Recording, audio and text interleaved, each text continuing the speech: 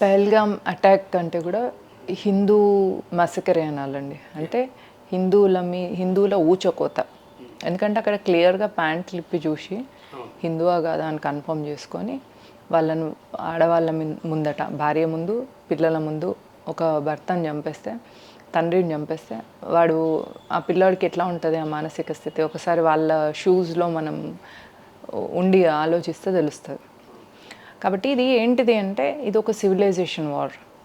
అంటే భారతదేశాన్ని 1947లో బ్రిటిష్ మనల్ని వదిలిపెట్టి వెళ్ళిపోయే ముందు ఢిల్లీలో బాదుషా జఫర్కి ముందు ముఘల్ అట్రాసిటీస్ ఉండే మన ఉండే. బాదుషా జఫర్ లాస్ట్ ముఘల్ కింగ్ అయిన తర్వాత అది ఈస్ట్ ఇండియా కంపెనీ చేతిలోకి వెళ్ళింది, ఢిల్లీ సల్తనట్. అయితే బ్రిటిష్ మీరు వెళ్ళిపోయేటప్పుడు తిరిగి మాకు ఇచ్చేయండి అని జిన్నా అడిగిండు అనమాట. దాన్ని జిన్నా యాక్ట్ అని కూడా అంటాం, మనం లీగల్గా కూడా కొన్ని ఉన్నాయి. దాని ప్రకారం ఏమని ఉండిందంటే భారతదేశాన్ని గజ్వే హింద్ చేయాలి. అంటే ఇది ఒక సివిలైజేషనల్ వార్. అంటే వాళ్ళకు భారతదేశాన్ని ఇస్లాం రాజ్యం చేయాలని.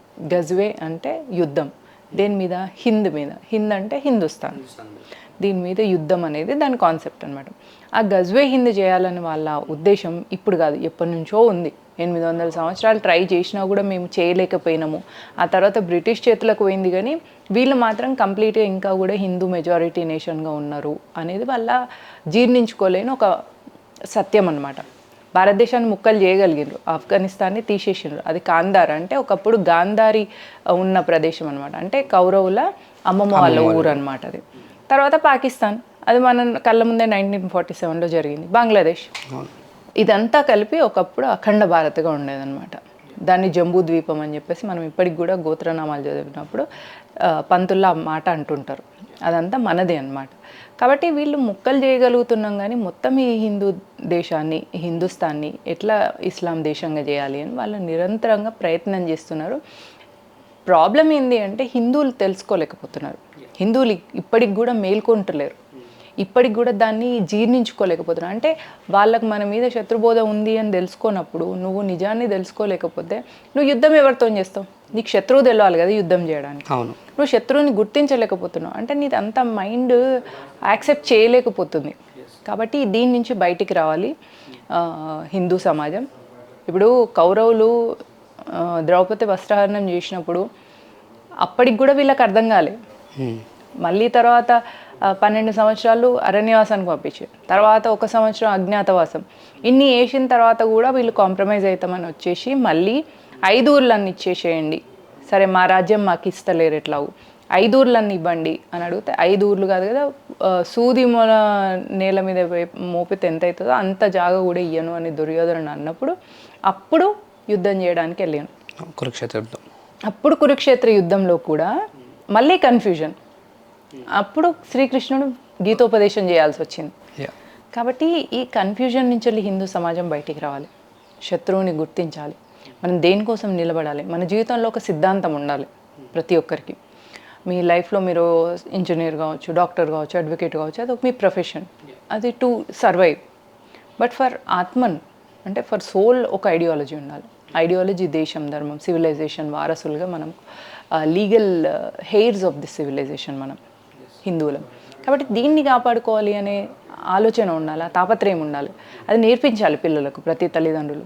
మీకు నేర్పించడం చేత కాకపోతే ఆర్ఎస్ఎస్లో జాయిన్ చేయండి, విశ్వ హిందూ పరిషత్లో జాయిన్ చేయండి, హిందూ వాహినిలో జాయిన్ చేయండి, పిల్లలు నేర్చుకుంటారు. మీరు ఒక బాయిలర్ కొన్ని ఈ సంస్థలో జాయిన్ చేయండి, వాడు ఒక శివాజీ లాగా, ఒక మహారాణా ప్రతాప్ లాగా, ఒక ఝాన్సీ లక్ష్మీబాయి లాగా తిరిగి వస్తారు. అండ్ మ్యామ్ నిన్న కూడా ఒకటి స్టేట్మెంట్ అండ్ పాకిస్తాన్ నుంచి వచ్చిన పాయింట్ ఏంటంటే అక్కడ తెలిసిన మినిస్టర్ ఒక అతను ఈ సింధు వార్ని కూల్చేస్తాం, డ్యామ్లను కూల్చేస్తాం అని చెప్పేసి అంటున్నారు. దాని గురించి మీరు ఏమైనా విశ్లేషిస్తారు? ఏనుగు పోతుంటే కుక్కలు మురుగుతాయి ఒకటి. 2, మనం ఊర్లలో కూడా మనం కార్లు తీసుకొని వెళ్ళినప్పుడు కుక్కలు కారు వెనుక పరిగెత్తుకుంటూ వస్తాయి, మనం కారు ఆపి దిగితే కుక్కలన్నీ తోక ముడుచుకొని వెళ్ళిపోతాయి. In the same way Pakistan first of all ఒక చిన్న దేశం, సెకండ్ ఇంటలెక్ట్ లేని లో ఐక్యూ దేశం, 3 ఒక టెర్రరిస్ట్ హబ్. ఈ 3 పాయింట్స్లో ఏ పాయింట్లో కూడా మన దేశంతో తలపడేంత స్తోమత కానీ స్థాయి కానీ లేదు. కాకపోతే కవింపు చర్యలు అన్నట్టుగా ఊకే ఏదో ఒకటి ఇట్లా గెలికి ఊరికి వెళ్ళిపోతారు అనమాట. అంటే ఒక రాయేసేసి పరిగెత్తుకొని పోయేటోని మనం ఏం చేయగలుగుతాం? ప్రొవోకింగ్ చేస్తాం. కాబట్టి మనం ఏమన్నా పట్టుకొని గుంజకు కట్టేసి కాలు చేతులు విరగొట్టడం తప్ప వేరే పని లేదనమాట.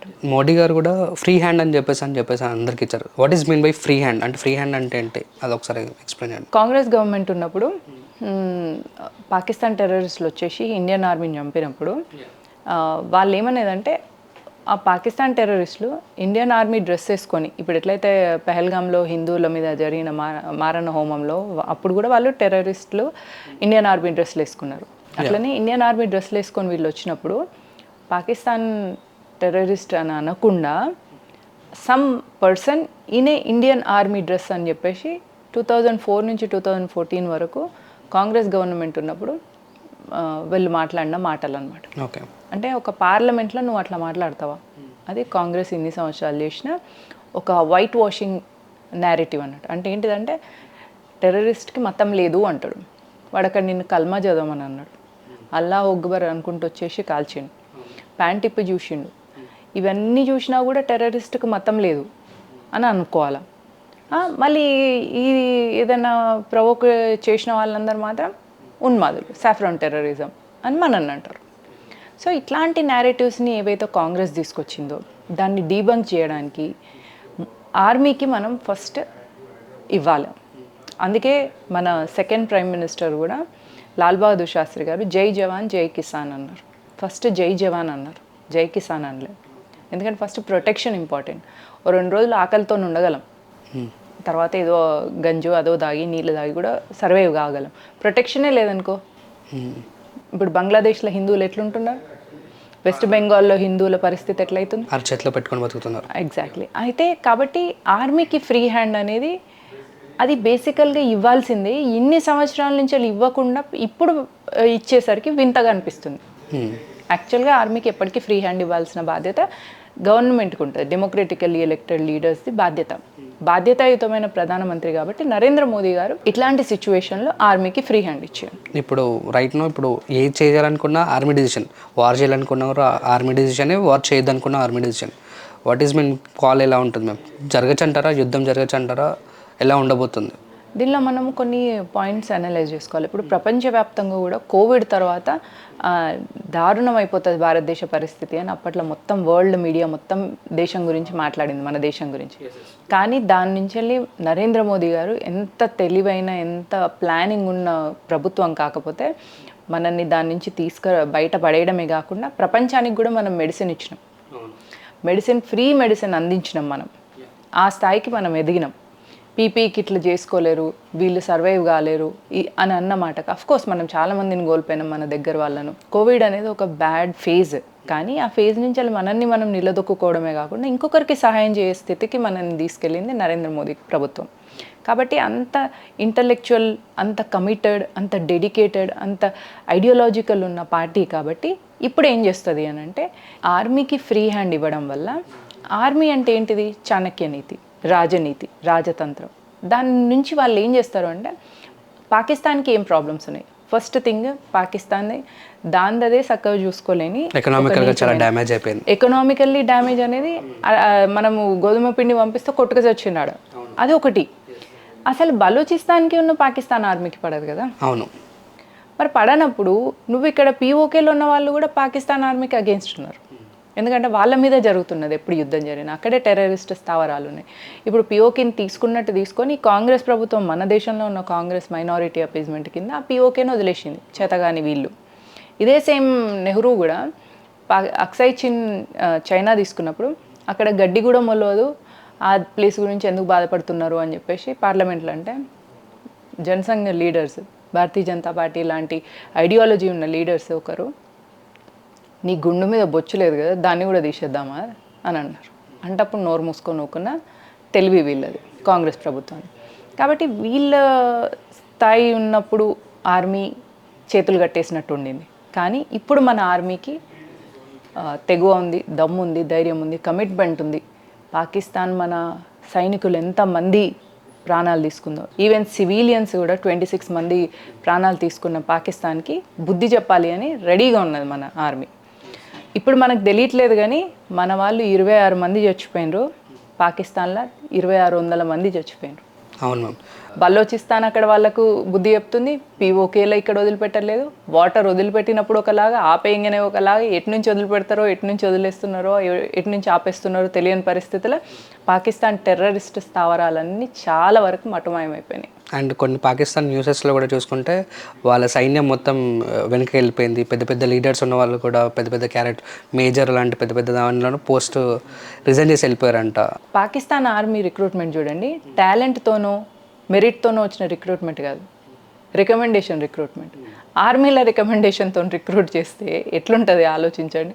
ఇప్పుడు ఒక డాక్టర్ని రికమెండేషన్తో డాక్టర్కి జాబ్ ఇస్తే ఏం ఆపరేషన్ చేయగలడు? ఆర్మీ అనేది కూడా ఆ లోపల జజ్బా అంటారు అనమాట, ఆ లోపల తపన ఉండాలి దేశం కోసం. అట్లా ఉన్న వాళ్ళు ఆర్మీ అవుతారు, అట్లా పోలేకుండా ఉన్న వాళ్ళు ఇంటర్నల్ ఆర్మీగా పనిచేస్తారు. ఇక్కడ కూడా ఇదేంటంటే వీళ్ళది అటు ఇటు కానీ అన్నీ వేస్ట్ ఫెలోస్. సగం సగం తెలివి, సగం సగం బుద్ధి, సగం పనిచేస్తుంది, సగం పనిచేయదు.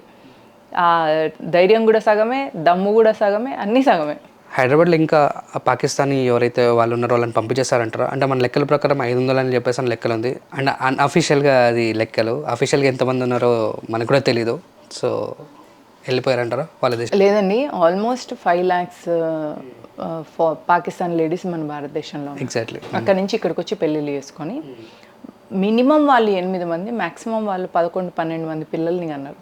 మనం ఆన్ ఎన్ యావరేజ్ ఒక్కొక్క మహిళ 5గురిని కన్నది అనుకుందాం. 25 lakhs పాకిస్తానీ ఐడియాలజీ ఉన్న వాళ్ళు భారతదేశంలో ఉన్నారు. మన భారతదేశంలో ఉన్న ఇండియన్ ముస్లిమ్స్ కాకుండా చాలా డేంజరస్ సిచ్యువేషన్ ఉన్నది. వీళ్ళు ఇక్కడ రేషన్ తీసుకుంటారు. అవును. 5 కిలోల బియ్యము, 2 కిలోల పప్పు, 3 కిలోల గోధుమలు, ఒక నూనె ప్యాకెట్. ఇమాజిన్ ఇవన్నిటితో వీళ్ళు సర్వైవ్ అవుతున్నారంటే మన ట్యాక్స్ పే చేసే మనీని మన దేశం కోసం మనం యూజ్ చేస్తున్నాం, మన ప్రజల కోసం మనం యూజ్ చేస్తున్నాం. వీళ్ళకైనా ముస్లింలకి మనం ఇస్తున్నామని బాధపడ్డాం కదా. వాడు ఒక టెర్రరిస్ట్గా మారకుండా మంచి మనిషిగా బతకడం కోసం యూజ్ చేస్తే పర్వాలేదు, కానీ అది ఉల్టా అవుతుంది కదా, శత్రు దేశానికి వెళ్తున్నాయి కదా. అంటే వీళ్ళకు Islam is the brotherhood of Muslims and Muslims only అని అంబేద్కర్ గారు అన్నారు. Pakistan the partition of India అనే బుక్లో క్లియర్గా మెన్షన్ చేశాను. ముస్లిం ఎప్పుడు కూడా ఇంకొక ముస్లింని శత్రుదేశంగానే చూడరట. వాళ్ళ బ్రదర్హుడ్ అనేది వాళ్ళ ఇస్లామిక్, నా మతం, నా ముస్లిం, మనం హిందూ బంధు అని నేర్చుకోవాలని మనం హిందువులకు చెప్పినా నేర్చుకుంటలేరు. వాళ్ళకి మాత్రం చిన్నప్పటి నుంచి అది నోటెడ్ ఉంటుంది. కాబట్టి వీళ్ళు ఎవ్వరు కూడా పాకిస్తాన్ని శత్రుదేశంగా చూడలేకపోతున్నారు. అందుకే ఇక్కడి నుంచి వాళ్ళ అమ్మాయిలను అక్కడికి, అక్కడి నుంచి అమ్మాయిలను ఇక్కడికి సంబంధాలు వీళ్ళకి నడుస్తాయి. సానియా మిర్జా కూడా పాకిస్తాన్ అబ్బాయిని ఎంత ఆరాంగా చేసుకున్నది పెళ్ళి చూడండి. అవును. ఇప్పుడు పెళ్లి సంబంధాలన్నీ పాకిస్తాన్ నుంచి ఇండియాకి, ఇండియా నుంచి పాకిస్తాన్కి ఉన్నాయి, ఓన్లీ ముస్లిమ్స్కే ఉన్నాయి చూడండి. అవును. పాంపగా తొక్క చుట్టమన్నట్టు ఉంటుంది. అసలు వీళ్ళు పగే ఉండదు, ఊరికే అట్లా చెప్తారు అనమాట. మీదికి అంతే, ఒకరు అంటారు, అందులో 1000లో ఒక్కడు అంటాడు అంతే. ఆ ఒక్కడికి కూడా మిగతా వాళ్ళందరూ అట్లా అనొద్దు అంటే, లోపల నాకు మనోళ్ళే, మీదికి అట్లా అన్నా అని చెప్పుకుంటారు. అట్లా ఉంటారు వీళ్ళు. అర్థం చేసుకోవాల్సింది ఏంటంటే హిందూ సమాజం, ఇప్పుడు హిందూ సమాజం తెలుసుకోలేకపోతుంది.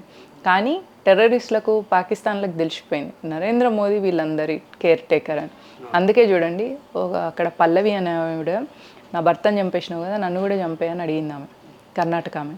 అడిగితే పోయి మోదీకి చెప్పుకో, మోదీకో బోలో అంటే, పిల్లల్ని మనం ఏమన్నా అంటే పోయి మీ నాన్నకి చెప్పుకో అంటారు చూసినా, ఆ స్థాయిలో మోదీ వీళ్ళ కోసం నిలబడుతున్నాడు. మోదీ తన లైఫ్నే కమిటెడ్గా దేశానికే డెడికేట్ చేసిండు అన్న విషయం వాళ్ళకి అర్థమైంది.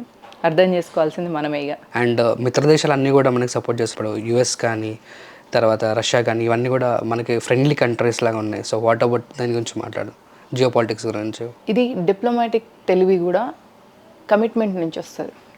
భారతీయ జనతా పార్టీ ఒక సిద్ధాంతం ఉన్న పార్టీ కాబట్టి, దాని బ్యాకింగ్గా దానికి ఆ సిద్ధాంతాన్ని ఆర్ఎస్ఎస్ అందించింది కాబట్టి, ఆర్ఎస్ఎస్ ఒక క్రెడిబిలిటీ ఉన్న ఆర్గనైజేషన్ కాబట్టి, హిందూ కోసం ఈ నాగరికతను నిలబెట్టాలి అనే ఉద్దేశంతో నడిచే ఒక సంస్థ కాబట్టి, ఆ సంస్థ ఇచ్చిన సిద్ధాంతాన్ని మదిలో పెట్టుకొని ముందుకెళ్ళే party Bharatiya Janata party.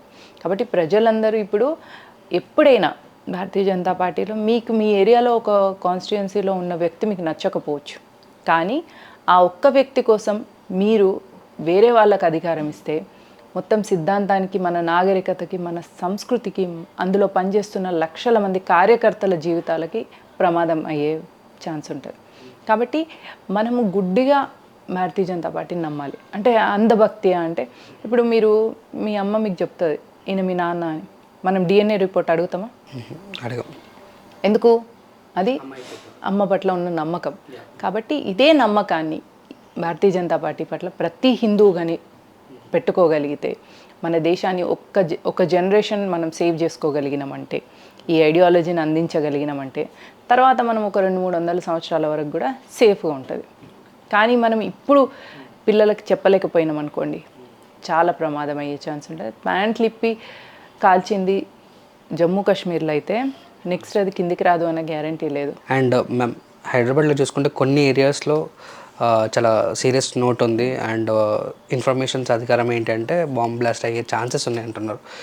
What about ఇప్పుడు మీరు దీని గురించి ఏమంటారు మ్యామ్? ఎందుకంటే ఇప్పుడు అక్కడ జరిగిన సంఘటన ఇక్కడ స్లీపర్ సెల్స్ ఉండొచ్చు, పాకిస్తాన్ సంబంధించిన వాళ్ళు ఉండొచ్చు, ఇతర వాళ్ళు కూడా ఉండొచ్చు. సో రద్దీగా ఉండాలి. ఇప్పుడు ఐపీఎల్ సీజన్ కూడా నడుస్తుంది కాబట్టి సో దీని గురించి ఒకసారి వివరణ. ఇప్పుడు ప్రజలందరూ కూడా ఇంటర్నల్ ఆర్మీగా పనిచేయాల్సిన అవసరం ఉంది. ఎక్కడనన్నా మీకు ఏదైనా కొంచెం డౌట్గా అనిపించినా, ఎవరన్నా మీకు అనుమానాస్పదంగా అనిపించినా మీరు వెంటనే పోలీస్కి ఇన్ఫర్మేషన్ ఇవ్వడం అనేది ఇప్పుడు మన కర్తవ్యం. బార్డర్లో ఆర్మీ ఎట్లా డిప్లాయ్ అవుతుందో, ఆర్మీ ఎట్లయితే మాక్ డ్రిల్ చేసుకొని రెడీగా ఉంటుందో, లోపల కూడా యువకులందరూ, మహిళలందరూ, ప్రతి ఒక్కరు కూడా రెడీగా ఉండాలి. ఎందుకంటే దేశం ఇప్పుడు క్లిష్ట పరిస్థితుల్లో ఉంది. నరేంద్ర మోదీ డెసిషన్స్కి మనం సపోర్ట్ చేయాలి. నరేంద్ర మోదీ ఎట్లాగో ఆర్మీకి ఫ్రీ హ్యాండ్ ఇచ్చారు కాబట్టి ఇంటర్నల్గా ఆర్మీ ఏం చేస్తుంది అనేది మనకు బయటికి రాకపోవచ్చు, కానీ ఇంటెలిజెన్స్లో కొన్ని లోపల జరుగుతున్నాయి. మీరు ఇందాక అన్నట్టు బాంబ్ బ్లాస్ట్లు అట్లాంటి ఏమైనా లా అండ్ ఆర్డర్ ఇష్యూస్ ఏమైనా చేసే ఛాన్సెస్ చాలా ఉన్నాయి, హై ఉన్నాయి. ఎందుకంటే హైదరాబాద్ సెకండ్ హబ్ అని చెప్పేసి అని చాలామంది అంటారు, పాకిస్తాన్ సెకండ్ హబ్ అని చెప్పేసి. అవును, ఎందుకంటే ఓల్డ్ సిటీలో ఆల్మోస్ట్ 5 lakhs వరకు రోహింగ్యాలు ఉన్నారు అని టాక్. 5 లక్షల మంది పాకిస్తాన్ వాళ్ళు ఉన్నారు అని అనేది ఎట్లయితుందో అకౌంటెడ్గా బంగ్లాదేశ్ వాళ్ళు కూడా ఉన్నారు. ఇప్పుడు వాళ్ళందరూ ఒకటవుతారు. అంటే ఇప్పుడు భారతదేశంలో ఉన్న ముస్లింలు, పాకిస్తాన్లో ఉన్న ముస్లింలు, బంగ్లాదేశ్లో ఉన్న ముస్లిం, ఇంతమంది ముస్లింలతో హిందువులందరూ ఒక్కటిగా ఉండాలి. హిందువులు కుల ప్రాంత భాషకు అతీతంగా ఉంటే తప్ప దీన్ని మనం ఫేస్ చేయలేం, ఈ ప్రమాదం నుంచి వెళ్ళి బయటికి రాలేం. కాబట్టి ఎక్కడైనా మీరు దగ్గరలో ఉన్నప్పుడు అలర్ట్గా ఉండాలి ప్రతి ఒక్కరు. చాలా ఏమంటారు లైట్గా తీసుకొని ఇన్స్టాగ్రామ్లో రీల్స్ చేసుకుంటూ బైక్ల మీద తిరుక్కుంటూ ఇట్లాంటివి బంద్ చేసి ఒక నెక్స్ట్ 6 months వరకు అలర్ట్గా ఉండాల్సిన బాధ్యత ఉంది. అందుకనే మాక్ డ్రిల్ చేయించాలని కూడా చూస్తున్నారు కదా. ఇప్పుడు ఐపీఎల్ సీజన్ నడుస్తుంది, చాలామంది క్రికెటర్స్ వాళ్ళందరూ కూడా ఇష్టపడతారు at the same time. So ఇప్పుడు ఎలాంటి బాధ్యతలు తీసుకోవాలి? ఎక్కువ క్రౌడెడ్ ప్లేసెస్ కాబట్టి ఐపీఎల్ సీజన్ కాబట్టి, సో మీరు దాని గురించి ఏం చెప్తారు మ్యామ్? మన దేశంలో రిలీజన్, పాలిటిక్స్, క్రికెట్ 4వ cinema. So 3rd largest religion అని అనుకొని చెప్పొచ్చు అనమాట. అంటే క్రికెట్కి అంతమంది ఫ్యాన్స్, క్రికెట్కి అంత క్రేజ్, ఆ క్రికెటర్స్ని కూడా క్రికెట్ గాడ్ అని అనడం అట్లా ఉంటుంది. మా బాబు 11-12 years వాటికి విరాట్ కోహ్లీ అంటే చాలా ఇష్టం. టికెట్స్ ఇప్పిస్తే పోతామని చూస్తున్నాను, కానీ సిచ్యువేషన్ బాగాలేదు వద్దని చెప్పేసి నేను ఆపుతున్నాను అనమాట. అంటే ఇప్పుడు క్రౌడెడ్ ప్లేసెస్లో అలర్ట్గా ఉండాలి. గవర్నమెంట్ సెక్యూరిటీ, సేఫ్టీ ఇవ్వాల్సిన అవసరం కూడా ఉంటుంది. బట్ దాన్ని ఏ స్టేట్స్లలో కాంగ్రెస్ లాంటి గవర్నమెంట్ ఉందనుకో అక్కడ మనం చాలా అలర్ట్గా ఉండాలి. ఇండివిజువల్సే అలర్ట్గా ఉండాలి. గవర్నమెంట్ మీద బాధ్యత పెట్టొద్దు, నమ్మొద్దు గవర్నమెంట్ని. అదే ఇప్పుడు ఏమంటారు, హైదరాబాద్లో మనది కాంగ్రెస్ పార్టీ కాబట్టి అలర్ట్గా మనం ఉండాలంటారా? ప్రభుత్వం మీద బాధ్యత ఏమంటారు, భరోసాతో ఉండాలంటారా? వీళ్ళని నమ్మినంత బరకత్ తక్కువ ఇంకోటి ఉండదు కాంగ్రెస్ని. ఎందుకంటే బీఆర్ఎస్ సెక్యులర్ పార్టీ అయినా అంతే, కాంగ్రెస్ పార్టీ అయినా అంతే. ఓవైసీ ఏమని అంటుండే కేసీఆర్ ఉన్నప్పుడు, కారు వాళ్ళది, స్టీరింగ్ మా చేతులు ఉంటుంది అన్నాడు. అట్లే ఇప్పుడు ఇక్కడ కూడా చెయ్యి మాదే, మా చెయ్యి మీ నెత్తి మీద పెడతాం, మీరు కాంగ్రెస్కి ఓటేసుకొని మీ చేతి మీ నెత్తి మీద పెట్టుకున్నట్టు ఇప్పుడు మిమ్మల్ని ఆ దేవుడే కాపాడాలి అని చెప్పేసి ఇండైరెక్ట్ ఇన్ఫర్మేషన్ అది. కాబట్టి మనమే అలర్ట్గా ఉండాలి, చాలా కేర్ఫుల్గా ఉండాలి, కాషియస్గా ఉండాలి. ఎస్పెషల్గా దగ్గరలో ఉన్న హిందూ ఆర్గనైజేషన్స్తో టచ్లో ఉండండి. ఎస్పెషల్గా బజరంగ్ దళ్ కానీ, విశ్వ హిందూ పరిషత్తో కానీ, ఆర్ఎస్ఎస్ ఏ ఈవెంట్స్ పెట్టినా కూడా దానికి వెళ్ళడం, అటెండ్ అవ్వడం, తెలుసుకోవడం. భారతీయ జనతా పార్టీ కార్యకర్తలుగా ఉండండి. దాంతో ఏమైపోతుందంటే మీకు అవేర్నెస్ వస్తుంది. ఆ అవేర్నెస్తో మిమ్మల్ని మీరు ప్రొటెక్ట్ చేసుకోగలుగుతారు, నలుగురిని కాపాడుకోగలుగుతారు, మీ ఫ్యామిలీని కూడా ప్రొటెక్ట్ చేసుకోగలుగుతారు. ఇంకొక ముఖ్యమైన విషయం ఏంటంటే హిందూ సమాజం క్షాత్రతేజాన్ని కోల్పోవడమే కాకుండా, మర్చిపోవడమే కాకుండా ఇంట్లో అస్త్రశస్త్రాలు అనేవి పక్కన పెట్టేసాను. ఇప్పుడు సడన్గా ఒక మాబ్ వచ్చింది అనుకోండి, మిమ్మల్ని మీరు ప్రొటెక్షన్ చేసుకోలేనప్పుడు మీరు మీ ఫ్యామిలీని ఏం ప్రొటెక్ట్ చేయగలుగుతారు? ఏమన్నా అస్త్రాలు ఉన్నాయా? కత్తులు కటార్లు ఇంట్లో ఏమైనా పెట్టుకుంటున్నారా? మన దేవీ దేవతలు ఎవరి దగ్గర కూడా ఏ దేవీ దేవతకు కూడా అస్త్రశస్త్రాలు లేకుండా ఉండరు. వాళ్ళకు ఒక చేతిలో మాల ఉన్న ఇంకొక చేతిలో కత్తి ఉంటుంది. శివాజీ కూడా ఎప్పుడు యుద్ధ క్షాత్రతేజంతోనే కనిపిస్తుంది. ఝాన్సీ లక్ష్మీబాయి కూడా అట్లనే కనిపిస్తుంది. మరి మనల్ని మనం రక్షించుకోవడానికి మన దగ్గర ఏమున్నాయి? వంట చేసుకునే కత్తులు తప్ప ఏమన్నా ఉంటాయి మన ఇంట్లో? దాంతో ఏం యుద్ధం చేస్తారు? కాబట్టి మనం క్షాత్రతేజంతో పాటు అస్త్రశస్త్రాలు కూడా సమకూర్చుకోవాల్సిన అవసరం ఉన్నది. ఇప్పుడు అలర్ట్గా ఉండండి, యుద్ధానికి సిద్ధంగా ఉన్నట్టు ఉండండి, భయపడకండి. లేదా ప్యాంట్ ఇప్పేసి వాడికి కన్ఫర్మేషన్ చేయించేటట్టని అన్నాడు, అదన్నా చేసుకోండి. అప్పుడు మిగతా వాళ్ళకి అర్థమవుతుంది అనమాట. అచ్చా మనం ఇన్ని రోజులు వాపుని చూసి బల్బ్ అనుకున్నామని తెలుస్తుంది. తెలిస్తే అట్లీస్ట్ మతమన్నా మారిపోండి, లేదా యుద్ధానికి సిద్ధంగా ఉండండి. సో అయితే ముస్లింలను ఏం చేయాలంటారా? మీరు అంతా పాయింట్ ఆఫ్ వ్యూ అంతా హిందూ వాళ్ళ గురించి మాట్లాడుతున్నారు, ముస్లిమ్స్ ఉన్నారు, క్రిస్టియన్స్ ఉన్నారు, జైన్ ఇతర మతాలు కూడా ఉన్నారు. వాళ్ళ గురించి మీరు ఏం చెప్పరా? జైనం, బౌద్ధం, సిక్కిజం కానీ ఇవన్నీ హిందూ ధర్మంలో భాగాలే. అందుకే వాళ్ళు ప్రభు శ్రీరాముని నమ్ముతారు. ఒకటి. రెండు, గురు గోబింద్ సింగ్ వాళ్ళ గ్రంథంలో కూడా రాముడి ఉల్లేఖం ఉంటుంది. జైనంలో కూడా ఉంటుంది, శ్రీకృష్ణుడి గురించి ఉంటుంది. బౌద్ధం అందులో కూడా ఉంటుంది, ఎందుకంటే అందులో అమ్మవారిని పూజిస్తారు, తారామ అంటారు. కాబట్టి ఈ మూడు హిందూ ధర్మంలో నుంచి వచ్చినాయి, సనాతన ధర్మంలోని భాగాలే. ఇప్పుడు సనాతన ధర్మం ఒక చెట్టు అయితే ఇవన్నీ కొమ్మలు. ఇస్లాం, క్రిస్టియానిటీ ఎట్లా అంటే అవి మనుషుల్ని రెండు భాగాలుగా విడదీస్తాయి. ఒకటి బిలీవర్స్, నాన్ బిలీవర్స్, మోమిన్, కాఫిర్. అంటే ముస్లింల ప్రకారం ముస్లింలందరూ మోమిన్స్, ఇస్లాంని నమ్మని వాళ్ళందరూ కాఫిర్లు. క్రిస్టియానిటీ ప్రకారంగా క్రిస్టియానిటీని నమ్మే వాళ్ళందరూ బిలీవర్స్, క్రిస్టియానిటీని జీసస్ని నమ్మని వాళ్ళంతా నాన్ బిలీవర్స్.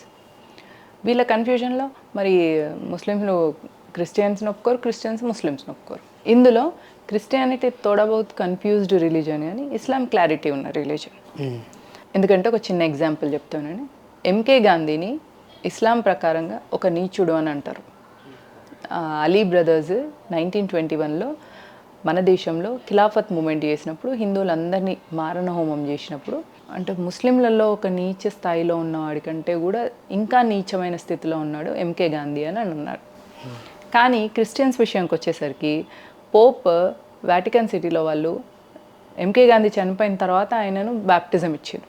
అప్పుడు విశ్వ హిందూ పరిషత్, బజరంగ్ దళ్ వాళ్ళందరూ బాగా అల్లరి చేస్తే అప్పుడు వాళ్ళు సైలెంట్ అయిపోయారు. కానీ చనిపోయిన వ్యక్తికి కూడా బ్యాప్టిజం ఇచ్చినంత కన్ఫ్యూజ్డ్ రిలీజన్ క్రిస్టియన్.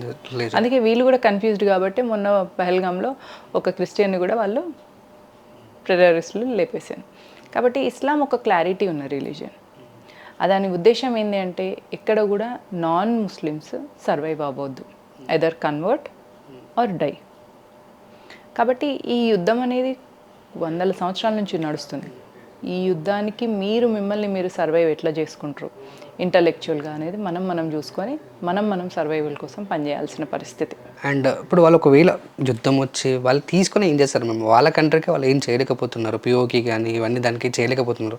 మనది తీసుకొని ఏం చేస్తారు వాళ్ళు? అసలు ఏమంటారు, దీన పరిస్థితుల్లో ఉన్నారు వాళ్ళు. మీకు అనిపిస్తుంది దీనమైన పరిస్థితుల్లో ఉన్నారని. They are like happy. వాళ్ళు దైవ కార్యం చేస్తున్న అనే ఆనందంలో ఉన్నారు ఒకటి. రెండో విషయం, భారతదేశంలో మ్యాన్ పవర్ ఎక్కువ ఉన్నది. మళ్ళీ ఇక్కడ కూడా దీన్ని తీసుకొని ఇక్కడ కూడా ఎక్స్ప్లాయిట్ చేసి ఇక్కడ ఉన్న యువకులందరినీ టెర్రరిస్ట్లా తయారు చేస్తే ప్రపంచం అంతా కూడా మొత్తం ఇస్లాం రాజ్యం స్థాపించబడిన తర్వాత అప్పుడు అందరు స్వర్గానికి పోతారు అనేది వాళ్ళ రిలీజియస్ బిలీఫ్. వాళ్ళ రిలీజియస్ బిలీఫ్ రాంగ్ అని మనం ఎట్లా అంటాం? అది వాళ్ళ రిలీజియస్ బిలీఫ్. అది మూర్ఖత్వం అనుకో, అనాగరికం అనుకో, అన్సివిలైజ్డ్ అనుకో, అది మీరు వాడుతున్న పర్యాయ పదాలు. వాళ్ళ దృష్టిలో మాత్రం ప్రపంచం మొత్తం ఇస్లామైజ్ చేయాలా, నాన్ ముస్లిమ్స్ ఎవరు కూడా భూమి మీద సర్వైవ్ అవ్వద్దు, వాళ్ళు కన్వర్ట్ అవ్వాలి లేదా చనిపోవాలి. ఇది వాళ్ళ సిద్ధాంతం. ఆ సిద్ధాంతాన్ని వాళ్ళు జిహాద్ అంటారు, అంటే ఒక ధర్మ యుద్ధం అనమాట. ఆ సిద్ధాంతాన్ని కోసం చేసే యుద్ధం. అది రాంగ్ అని మీరు చెప్పాలి అంటే వాళ్ళని మీరు ఎడ్యుకేట్ చేయగలగాలి, వాళ్ళని కన్విన్స్ చేయగలగాలి. ఎందుకంటే వాళ్ళ మీద వాళ్ళే ట్రోల్ చేసుకుంటారు. మాకు కొన్ని రీల్స్, కొన్ని మీమ్స్ వస్తాయి కదా, మోడీ సార్ మాకు వాటర్ ఇవ్వండి, ఇంకొక 5 yearsలో మేమే చనిపోతాం, మీరెందుకు అటాక్ చేయడం, మీరెందుకు యుద్ధం చేయడం, మాకు ఇక్కడ ఆస్మాన్లో చందమామని చూడడానికి ఇవ్వలేదు అని చెప్పేసి వాళ్ళ మీద సెల్ఫ్ ట్రోల్స్ వాళ్ళే వేసుకుంటున్నారు. ఇంకా అలాంటి దేశాన్ని మనమేం యుద్ధం చేస్తాం? అక్కడ ఉన్న 100% అట్లా చేయరండి. ఇప్పుడు బ్రెయిన్ వాష్డ్ కొందరు ఉంటారు. ముస్లిమ్స్లో 2 types ఉంటారు. ఒకటి secular Muslim. Secular Muslim understands the Islam in other way. ఇంకొకటి ఎక్స్ట్రీమిస్ట్ ముస్లిం ఉంటాడు, వాడే టెర్రరిస్ట్ అవుతాడు. కాబట్టి సెక్యులర్ ముస్లిమ్స్ చాలా తక్కువ మంది ఉంటారు వాళ్ళ దానిలో. ఇస్లాంకి వ్యతిరేకంగా మాట్లాడితే బ్లాస్ఫమీ అని చెప్పి వాళ్ళని ఫత్వా జారీ చేసి వాళ్ళని చంపేస్తే కూడా పుణ్యం అని చెప్పి వాళ్ళు నమ్ముతారు. కాబట్టి ఇస్లాంలోకి ఒక్కోసారి ఎంటర్ అయిన తర్వాత వాళ్ళు ఎక్స్ ముస్లిమ్స్ ఎవరు కూడా వాళ్ళ ఫేస్, వాళ్ళ ఐడెంటిటీని ఎందుకు చూపించారు అంటే, ఇస్లాంని వదిలేసి వెళ్ళడము అని అంటే నువ్వు చనిపోవడానికి రెడీగా ఉండాలి అన్నట్టు. ఎందుకంటే అందులోకి ఒక్కసారి వెళ్ళినామంటే అందులోనే ఉండిపోవాలి ఇంకా చనిపోయే వరకు. నువ్వు దాని గురించి వ్యతిరేకంగా మాట్లాడొద్దు, ప్రొఫెట్ గురించి కూడా తప్పుగా మాట్లాడొద్దు. ఇవి ఏం చేసినా కూడా నీ మీద ఫత్వా రిలీజ్ అవుతుంది. కాబట్టి వాళ్ళు ఇంటలెక్చువల్ రియలైజ్ అయ్యి ఇంత ఎక్స్ట్రీమిజం ఉండొద్దు, టాలరెంట్గా వేరే వాళ్ళ రిలీజియన్స్ని కూడా మనం ఒప్పుకోవాలి అని తక్కువ మంది ఇస్లాం గురించి తెలియని ముస్లిమ్స్ ఎవరైతే రియల్ ట్రూ ముస్లిం గారో వాళ్ళు మాత్రమే మాట్లాడతారు సెక్యులరిజం గురించి. మేమే చచ్చిపోతాం, మీరెందుకు మా మీద దాడి చేస్తున్నారని అంటున్న పాకిస్తాన్ ముస్లిమ్స్ అంతా వాళ్ళందరూ రియల్ ఇస్లాం తెలియని వాళ్ళు అనమాట, ఎడ్యుకేటెడ్ అనమాట. ఎడ్యుకేటెడ్ వాళ్ళకు అర్థమవుతుంది రియాలిటీ. ఇప్పుడు టెర్రరిస్ట్ మైండ్ సెట్ ఉన్న వాళ్ళు చాలామంది ఆ బ్రెయిన్ వాష్డ్ ఉంటారు, చదువుతో సంబంధం లేదు, ఆ బ్రెయిన్ వాష్డ్ ఉంటారు, బ్రాడ్ మైండ్ ఉండదు, నేరో మైండెడ్నెస్ ఉంటారు. అందులో మహిళలు కూడా ఉంటున్నారు, చాలామంది ఉంటున్నారు. మీరు కాశ్మీర్లో చూడండి, టెర్రరిస్ట్లను తప్పించే వాళ్ళల్లో చాలామంది మహిళలు అక్కడ వాళ్ళు హెల్ప్ చేస్తారు. ఎందుకు చేస్తున్నారు? ఎందుకంటే ఇది మేము చేస్తున్నది దైవ కార్యం, ధర్మ యుద్ధం అని వాళ్ళు నమ్ముతున్నారు కాబట్టి అట్లా చేస్తున్నారు. మీ రిలేటబుల్ క్వశ్చన్. మొన్న ఒక రీల్ చూశాను, మన ఇండియన్ అబ్బాయి కాశ్మీర్కి వెళ్ళినప్పుడు భారత్ మాతకి జై అనండి, అక్కడ ఏదో సంథింగ్ ముస్లింది అన్నారనమాట, సంథింగ్ మొహమ్మద్ అల్లా సంథింగ్ ఏదంటే ఈ అబ్బాయి అన్నాడు, నాకు ఇతర మతాల మీద రెస్పెక్ట్ ఉందని చెప్పేసి అని అబ్బాయి అన్నాడు. భారత్ మాతకి జై అని మీరు అనండి అంటే వాళ్ళు వెళ్ళిపోయారు అన్నమాట, పరిగెత్తుకుంటూ వెళ్ళిపోయారు. ఎందుకు మీరు అట్లా అంటలేరు, నాకైతే నమ్మకం ఉంది ఇతర మతాలను ఎక్స్పెక్ట్ ఇచ్చేది, మీకు లేదని చెప్పేసి అని ఆ రీల్ వచ్చిందనమాట. సో కాశ్మీర్లో కూడా 90% అందరూ ఇలా ఉన్నారు, ఇంత పర్సెంటేజ్ ఉన్నట్టు. కాశ్మీర్లో కాదండి, every Muslim is like that. దాన్ని షిర్క్ అంటారు. షిర్క్ అంటే పాపం. అంటే వేరే మత దేవతల్ని కానీ, భారతదేశాన్ని కానీ, రాముడిని కానీ వీళ్ళని ఒప్పుకోవడం, అసలు వాళ్ళు ఉన్న ఏరియాలో ఇప్పుడు ఫర్ ఇన్స్టెన్స్ ముస్లిమ్స్ 90% ఉన్న ఏరియా అనుకోండి, ఆ ఏరియాలో 10% హిందూస్ ఉన్నారు. వాళ్ళు అక్కడ ఒక గుడి కట్టుకొనియరు. వాళ్ళు గుడి అంటే వాళ్ళ దృష్టిలో భూత ప్రేతాలు అనమాట, ఐడల్ వర్షిప్ అంటే. కాబట్టి ఐడల్ వర్షిప్ ఉండకూడదు అని వాళ్ళ నమ్మకం, వాళ్ళ సిద్ధాంతం అది. వాళ్ళ సిద్ధాంతం ప్రకారంగా వాళ్ళు ఎక్కడ కూడా ఒక గుడిని ఉండనివ్వరు, ఉన్నదాన్ని కూల్చేస్తుంటారు, కొత్తదాన్ని కట్టించుకునే అవకాశం అసలే ఇవ్వరు. దాన్ని షిర్క్ అంటారు, అంటే పాపం అనమాట. ఆ పాపం వాళ్ళు చెయ్యరు, అందుకే వాళ్ళు భారత్ మాతకి జై అన్నారు, నేషనల్ యాంథమ్ అవుతుంటే కూడా నిలబడరు. కొంతమంది అంటే సోకాళ్ళు ఇన్ఫ్లుయెన్సర్స్ అనొచ్చు, సెలబ్రిటీస్ అనొచ్చు, వాట్ ఎవర్ అనొచ్చు, వాళ్ళు కొంతమంది స్టేట్మెంట్ ఎలా పాస్ చేస్తున్నారంటే, ఇప్పుడు పాకిస్తాన్ పాపం వాళ్ళు ఉన్నారు, అక్కడికి వీళ్ళు ఇక్కడ హిందూ వాళ్ళ మహిళలు ఉన్నారు, వాళ్ళ పిల్లలు ఉన్నారు, అలా సడన్గా పంపించేస్తే ఇలా అని సానుభూతి చూపిస్తున్నారు. దాని గురించి మీరు ఏమంటారు మేడం? వాళ్ళు నిజంగా వాళ్ళ మీద సానుభూతి చూపించడం అవసరమా, లేదంటే ఎలా ట్రీట్ చేయాలి, ఎలా ఆలోచించాలి మనం? ఇప్పుడు వచ్చి అక్కడ హిందువుల మీద మారణ హోమం చేసిన వాళ్ళు అట్లాంటి తల్లులకు పుట్టిన పిల్లలే కదా. రేపు ఈ తల్లులకు పుట్టే పిల్లలు అట్లా గారు అని మీరు గ్యారంటీ ఇవ్వగలరా? అసలు ప్రపంచంలో టెర్రరిజం అనేది వచ్చింది ఇస్లాం నుంచి. అవును, ఇస్లాం నుంచి అంటే ఒక ముస్లిం మహిళ కని పెంచిన పిల్లల నుంచి వచ్చింది. సో మరి వాళ్ళ దగ్గర ఉన్నది ఈ టెర్రరిజం అన్నప్పుడు వాళ్ళను మనం ఎందుకు ఎంటర్టైన్ చేయాలి? ఒకటి. రెండో విషయము, భారతదేశానికి శత్రుదేశం పాకిస్తాన్. నువ్వు శత్రుదేశంలో ఉన్న వాళ్ళని భారతదేశంలో ఉండనిచ్చి, అంటే ఎట్లా అంటే నువ్వే ఇంట్లో చెదలు ఉందనుకో, చెదలను మనం తీసే పనిలో పెట్టుకోవాలి. కానీ అది ఉంటుంది నేను కూడా ఉంటాను అనుకుంటే కొద్ది రోజుల తర్వాత అది దాని పాపులేషన్ పెరిగిన తర్వాత నిన్న ఇంట్లో నుంచి వెళ్ళగొట్టేస్తారు. సేమ్ థింగ్ ఇక్కడ కూడా పాకిస్తాన్ నుంచి వచ్చిన మహిళల్ని మనం ఇక్కడ ఉండనిస్తే వాళ్ళు సంఖ్యాబలంతో డెమోగ్రఫీ చేంజ్ చేసిన తర్వాత మనందరం హిందూ మహాసముద్రంలో దుంకనీకి పోవాలా, లేదా వాళ్ళ చేతిలో జావనీకి రెడీగా ఉండాలి. అంతకు మించి మనకు వేరే ఆప్షన్ ఉండదు. అందుకే ఏంటిది అంటే శత్రుశేషం ఉంచుకోవద్దు. అంబేద్కర్ గారు కూడా పాకిస్తాన్ ఇండియా పార్టీషన్ అయినప్పుడు భారతదేశంలో ఉన్న ముస్లింలు అందరూ వెళ్ళిపోవాలి, టోటల్ పాపులేషన్ ఎక్స్చేంజ్ జరగాలని చెప్పిండ్రు. కానీ నెహ్రూ ఆయన ఇట్లాంటి ఇంటలెక్చువల్ మాటలు దూరదృష్టితో ఉన్న అంబేద్కర్ని పక్కన పెట్టి దళితులందరినీ హిందువుల నుంచి దూరం చేసి హిందువుల్ని డివైడ్ చేస్తూ ముస్లిమ్స్లను యునైట్ చేస్తూ ఉన్నారు. ఓకే, అది వాళ్ళు చేసిన దుర్మార్గపు చర్య. ఇప్పుడు మనందరం తెలుసుకోవాలి ఏంటిదంటే, వాళ్ళని మీరు టెర్రరిస్ట్ అని అంటున్నారు, మీరు టెర్రరిజం అని దానికి పేరు పెడుతున్నారు. కానీ వాళ్ళ దృష్టిలో అది జిహాద్. జిహాద్ అంటే ఒక ధర్మ యుద్ధం చేస్తున్నారు వాళ్ళు, అంటే దైవ కార్యం చేస్తున్నారు. కాబట్టి వాళ్ళ పర్సెప్షన్ వేరేలా ఉంది, మన పర్సెప్షన్ వేరేలా ఉంది. కాబట్టి మనం చేయాల్సింది ఏంటిది, శత్రు దేశంలో ఉన్న వాళ్ళను ఎవ్వరిని కూడా ఉండనియొద్దు. ఎస్, ఈ దేశం నుంచి వెళ్ళి వాళ్ళని తరిమేయాలి, అది మహిళ అయినా పురుషులైనా. శూర్పణఖ తాటకి ఆడవాళ్ళు అని చెప్పేసి వదిలేసిన రాముడు అన్ను కృష్ణుడు, పూతన ఆడది అని చెప్పేసి శ్రీకృష్ణుడు వదిలేసిన. మరి నీకెందుకు అట్లాంటి చేతగాని చావు చేసిన సిద్ధాంతాన్ని పట్టుకొని ఉంటున్నావు? ఎందుకంటే హిందువులు కన్ఫ్యూజన్లో ఉన్నారు. దాని నుంచి బయటకు వచ్చి క్షాత్ర తేజాన్ని పెంచుకొని మహిళ పురుషుడు అనే భేదం లేకుండా శత్రువు అని గుర్తించాలి. మనం 4 విషయాలు గుర్తుపెట్టుకోవాలి. ఒకటి, జనకుడు, జనని, జాహ్నవి, జన్మభూమి. నీ తండ్రిని నువ్వేమన్నా అంటే నువ్వు తిరిగి అంటలేవంటే ఏదో తేడా జరిగిందన్నట్టు. నీ కన్న తల్లిని ఏమన్నా అంటే నువ్వు అనాల్సిన పరిస్థితి ఉంది. చిన్నపిల్లలు 3 సంవత్సరాలు 4 సంవత్సరాల పిల్లలు కూడా వాళ్ళ అమ్మని కొట్టినట్టు యాక్ట్ చేయండి, తిరిగి కొట్టడమో ఏడవడమో చేస్తారు. అవును. ఇది జనకుడు జనని నుంచి నువ్వు జాహ్నవిని కూడా అనుకోవాలి. అంటే గంగమ్మ తల్లిని కూడా కాపాడుకోవాల్సిన బాధ్యత మన పైన ఉంటుంది. అంటే గంగా నదిని, నీటిని. మళ్ళీ జన్మభూమి అంటే భరతమాతని, ఈ భూమిని ఎవరైనా ఏమన్నా అన్నా, ఈ భూమికి ఎక్కడైనా యుద్ధం వచ్చే పరిస్థితి ఉన్నా వీటి నుంచి కూడా మన జనని మనం కాపాడుకోవాల్సిన అవసరం ఉన్నది. జనని, జనకుడు, జాహ్నవి, జన్మభూమి. అందుకే రాముడు అన్నాడు, లంక ఇంత బంగారమైన లంక కదా, రావణాసుని చంపేసినాం కదా అన్నయ్య, మనం ఇక్కడనే ఉండిపోదామని లక్ష్మణుడు రాముడితో చెప్తే రాముడు అన్నాడంట, అపి స్వర్ణమయీ లంక నమే రోచతే లక్ష్మణ జననీ జన్మభూమిశ్చ స్వర్గాదపి గరీయసి. అంటే స్వర్ణమయమైన లంక కూడా మనకు గొప్పది కాదు, జననీ జన్మభూమి, మన జన్మభూమి ఏదైతే ఉందో అయోధ్య, అక్కడికి వెళ్ళిపోదామని చెప్పండి. అట్లనే హిందుస్థాన్లో ఉన్న ప్రతి హిందువు కూడా ఈ జన్మభూమి కోసం నిలబడాలి. ఈ జన్మభూమికి ఎక్కడైనా ప్రాబ్లం వస్తుంది అని అంటే దానికి యుద్ధానికి సిద్ధంగా ఉండాలి. జన్మభూమి అంటే 4 బార్డర్లు కాదు. జన్మభూమి అంటే ఆ ప్రాంతంలో ఉన్న ప్రజలందరినీ బంధువులు. అంటే హిందుస్థాన్లో ఉన్న ప్రతి హిందూ ఇంకొక హిందూకి హిందూ బంధువు అవుతాడు. అట్లా నువ్వు ఈ జన్మభూమిని కాపాడుకోవడం అంటే సాటి హిందూ కోసం నిలబడ్డం. అక్కడ 26 మంది ప్రాణాలు పోయినాయి. ప్యాంట్ ఇప్పి చూసి వాడు హిందూ అని కన్ఫర్మ్ చేసుకొని చంపేసినప్పుడు వాళ్ళందరినీ నీ హిందూ బంధువుగా నువ్వు అనుకుంటే వాళ్ళందరి కోసం నరేంద్ర మోదీ ఎలాంటి చర్యలు తీసుకున్నా నువ్వు నరేంద్ర మోదీకి సపోర్ట్గా ఉంటావు.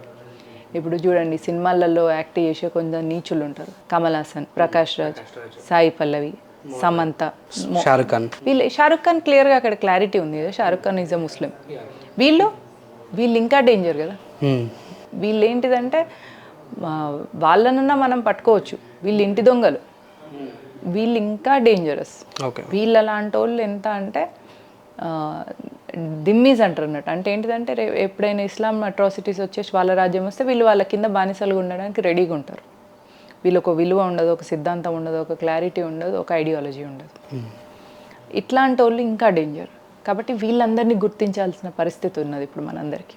Youth should be aware. Prakash Raj ఎట్లాంటి మాటలు మాట్లాడతాడో చూడండి. He speaks anti Hindu, anti national, anti Modi, anti BJP. ఎప్పుడు anti Hindu, anti national, anti Modi, anti BJP, anti RSS అయినాయి అనేది అర్థం చేసుకోవాలి యూత్.